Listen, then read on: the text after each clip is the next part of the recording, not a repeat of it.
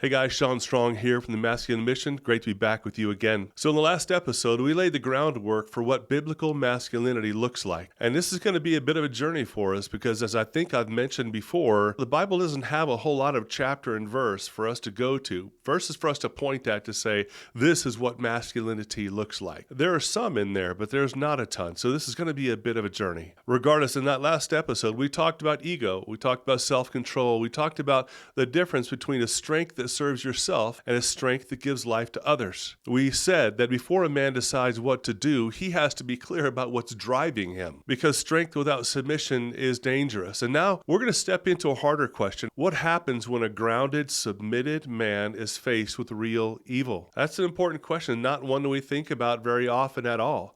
Matter of fact, I think it's one a lot of people don't want to touch. Somebody just asked the question, it's rhetorical, is there ever a time when a Christian man should fight? And the answer depends on what hat you're wearing. So this is the way I see it, man. Every man wears two hats. He wears a personal hat that's just stuff where whatever is going on only involves him. He's the only guy to pay the freight, to bear out the consequences of what's happening. That's when you're wearing your personal hat. But I think a guy also has a shepherd's hat. Now, under your personal hat, Jesus teaches us, listen, when it's just about you, man, don't fight over your ego. Don't fight over an insult. And you may choose to defend yourself, but that's still going to be your call. If you chose not to, well, then it's all on you. That's under your personal hat. But under your shepherd's hat, which I contend that every man has, whether he realizes it or not, under your shepherd's hat, the situation changes. Because now, when you're wearing the shepherd's hat, now you're responsible for somebody else.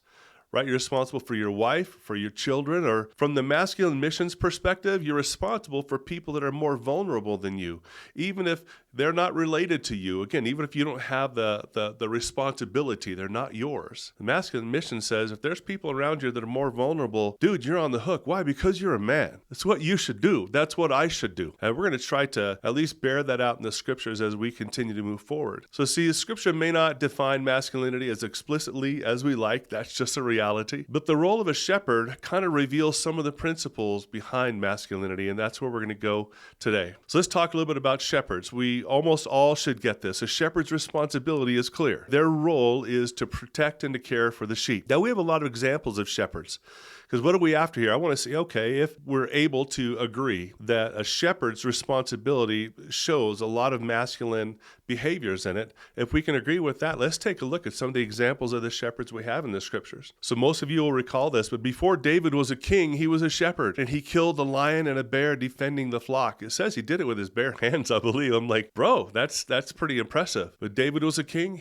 Before he was a king, he was a shepherd, killed a lion and a bear with his bare hands. Another reference to shepherd in Psalm 23, David now writing, he describes the Lord as his shepherd. And one of the things that's kind of cool about that, there's a line in there that says, he prepares a table for me in the presence of my enemies. And what does that mean? Essentially, it means this, that the Lord was his shepherd, and his shepherd gave him safety in the midst of threat. He said, he prepares a table before me in the presence of my enemies. They're right there, but God is making a safe place for him. So that's one way that David identifies the shepherd. The shepherd is bringing safety even though there is a threat. Jesus calls himself a shepherd. He says, I am the good shepherd. He says that a good shepherd is willing to lay down his life for the sheep. What are we learning there? If Jesus says he's the good shepherd, he says a good shepherd lays down his life. Well, that's a model for us. If we're going to be a good shepherd, we should follow in his same footsteps. And what we also recognize is that Jesus, let's just take a look at his life, man, that everything in his life ultimately came down to self-sacrifice. So he said, this is what I do. Earlier, I've talked about this, that there are those that would say that,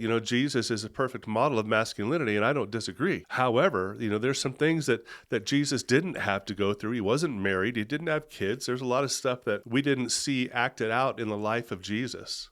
But on this part, man, we can be super, super clear that Jesus showed us that, hey, his model of love, as we see in Ephesians chapter 5, laying down your life for your wife, right, for your spouse, that Jesus' model was always self-sacrifice, always willing to take a hit for somebody else. See, a good shepherd then is not passive in the face of danger. He doesn't make friends with the wolf, right? No good shepherd would do that. The reality is that a good shepherd protects, man, no matter the cost. So going right back to Jesus, says, what does a good shepherd do? Bro, if he's got to, he lays down his life for the sheep. And this is what we are following. But we also see this same principle, or a very similar principle, again in the book of Genesis. And most of you will recognize this, and if you don't, it's okay. We're back here in probably Genesis chapter 2. And here's what we know, that Adam was created first, and he was given strength and physical capacity, and he was given a responsibility. Remember, it says that God created Adam, and he placed him in the garden to tend and to keep it. So he purposely created Adam with a job in mind. Adam was responsible to work that garden. He was also tasked to work and to guard, especially when Eve came on the scene. And remember this, man, this is really something, and heartbreaking, honestly. You know, when Eve was being deceived by the enemy, right? Remember, the enemy had come up, Satan had come up and began to cause her to doubt God and what God had said, made her think that God was holding out on her, holding out on some blessing. And as he was talking to her, as the enemy was talking to her, Adam was right there. And Adam did what? He did nothing, man. Adam did nothing. He completely abdicated. If you don't know that word, abdicated means you just didn't take the responsibility.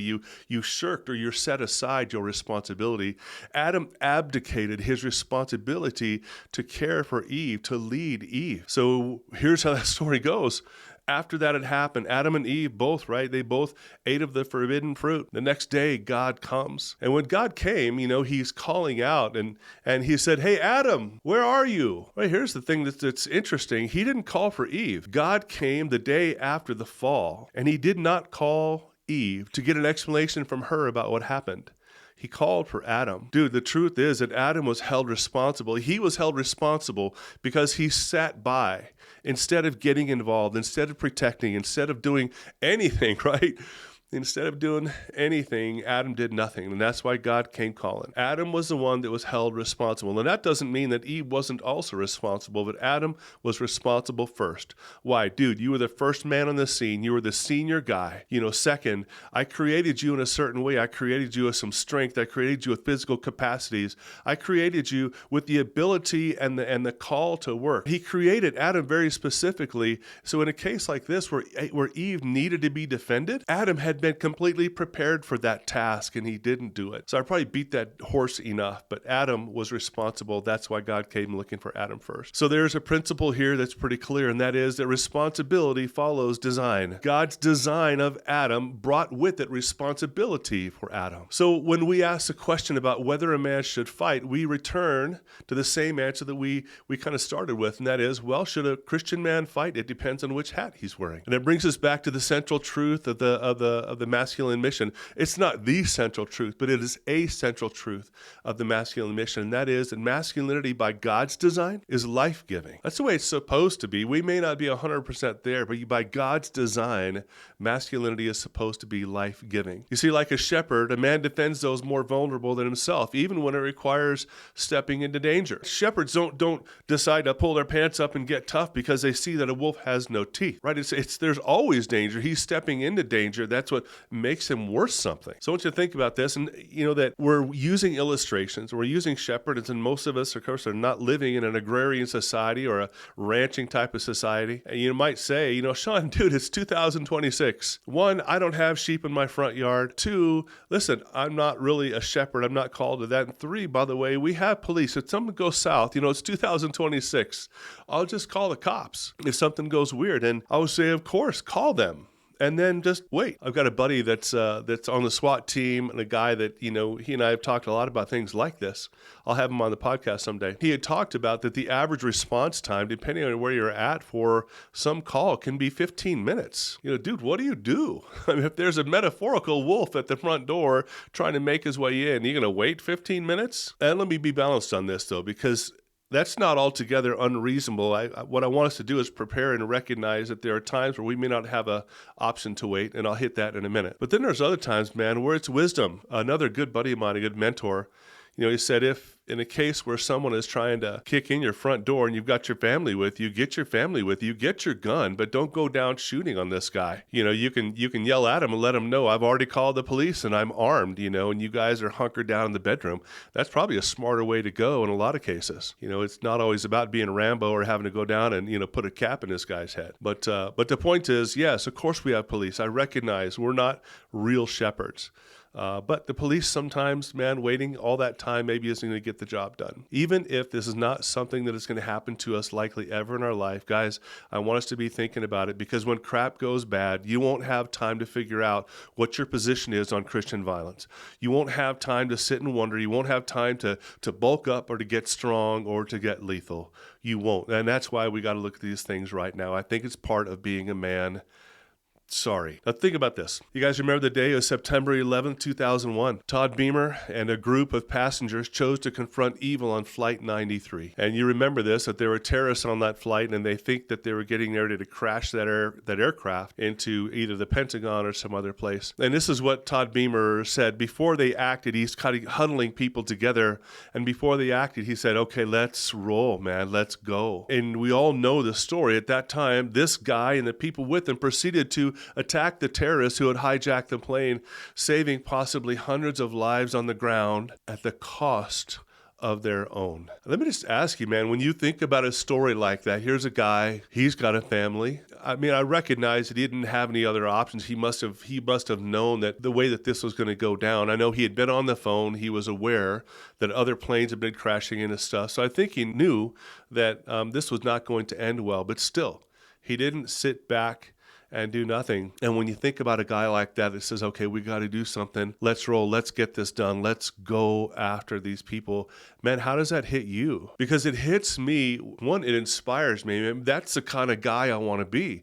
That's the guy that people will tell stories about. That's an admirable man. I mean, I can't imagine any of us that would sit back and think that he did the wrong thing. But there's a point where people get hung up in this whole passivity thing, this whole nice thing, not realizing that the time may come in your life where you need to be more than just a nice guy.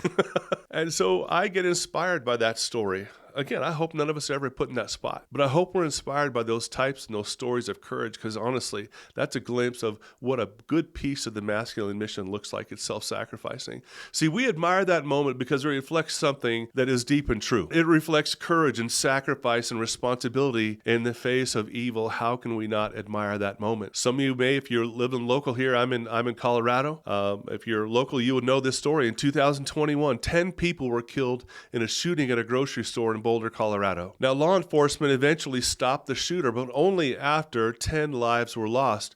And moments like that kind of force a hard question. What if someone there had acted? Now, honestly, I don't know enough details about the story to know whether or not 0 people acted or some people acted that just weren't successful. What I know is that 10 people died. But what if someone there had acted? You see, this is not about, judgment. It's kind of about a calling.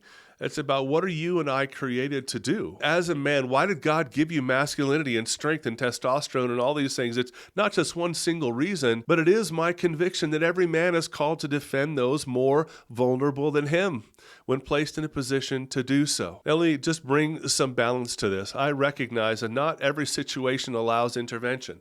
Not every man has the same capability. Fair enough. I mean, I'll hammer this as long as I'm doing the podcast, man. This isn't a podcast for tough guys. It's not a podcast for one certain type of dude. So I recognize that not everybody has the same capability. Not all of you guys are hearing this, nodding your head saying, yeah, right? This might make some of us really uncomfortable.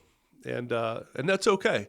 Allow God to work in your heart as he needs to, just as he needs to work in all the rest of our hearts. But here's the thing. I recognize that not everybody has the same capability, but every man can and should use whatever capability he has. Use whatever you have and choose to do something when the moment demands it. I believe that is part of the masculine mission. It's not about recklessness. It's not about trying to play out some Jason Statham action movie, right? It's not about that stuff. Our point is not to be reckless, not to act as if there aren't things to weigh out here. If we were to get involved in something that looked like it was a life or death situation, and I have a family, well, I've got to think about them too, right? What happens if I'm not in the scene anymore? What if I get killed in the midst of this thing? What if I get arrested? I go to jail? Well, what's going to happen to my family? Listen, I'm not saying that those aren't considerations. I'm merely saying that we have to start somewhere. And we have to recognize that part of being a man, part of using the masculinity that God gave us, is about defending people that are more vulnerable than we are. You see, this is about being prepared and being willing. And I will tell you that I've never faced a moment like that. And I pray that I never do. I pray that if I ever do, though, that I'll have the courage to step in and do something. But until then, I want to prepare as best I can. Will the day ever come? Dude, I hope not. But if the day does come, I want to be in a position to where I have moved forward, man, and I've done the best that I can. So that I could be of some use. So here's my commitment. I'm not trying to sound macho here, guys. I'm just trying to cast a vision. My commitment is, man, if it's your wife or your child that's in danger and I'm there and you're not, my intention is to act. It's your wife, your kid, man. My plan is to act. That's where my heart's at.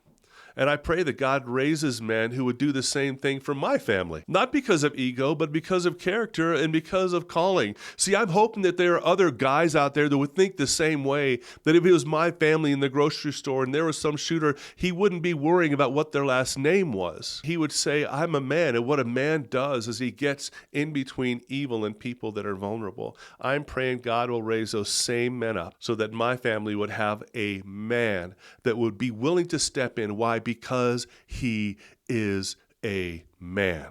And that's what men do. This is the masculine mission.